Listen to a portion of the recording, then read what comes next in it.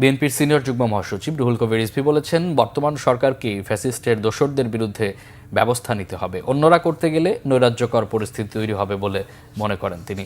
বৃহস্পতিবার নয়াপল্টন দলীয় কার্যালয়ে এক সংবাদ সম্মেলনে তিনি একথা বলেন। রুহুল কবির রিজভী বলেন, দীর্ঘ রক্তঝরা আন্দোলনের পর গঠিত অন্তর্বর্তী সরকারের কাছে দেশের গণতান্ত্রিক শক্তির প্রত্যাশার প্রতিফলন খুব একটা দেখা যাচ্ছে না।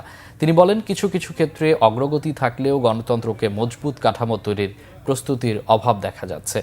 পতিত স্বৈরাচারের দোসর খুনের আসামিরা প্রকাশ্যে আদালতে মহান স্বাধীনতার ঘোষক শহীদ জিয়া, দেশনেত্রী বেগম খালেদা জিয়ার বিচার চেয়ে বক্তব্য রাখছে।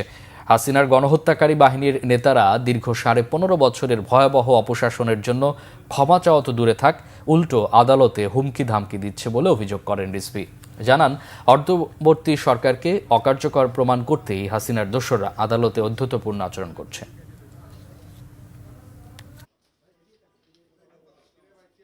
একজনকে মোটা অঙ্কের টাকার বিনিময়ে গণতান্ত্রিক শক্তির যে প্রত্যাশা, ক্রিমিনাল অফেন্স এটা তো দমন করবে সরকারের আইন শৃঙ্খলা বাহিনী। তার যে আইনি যে প্রক্রিয়াটা আছে তারা সেটা করবে।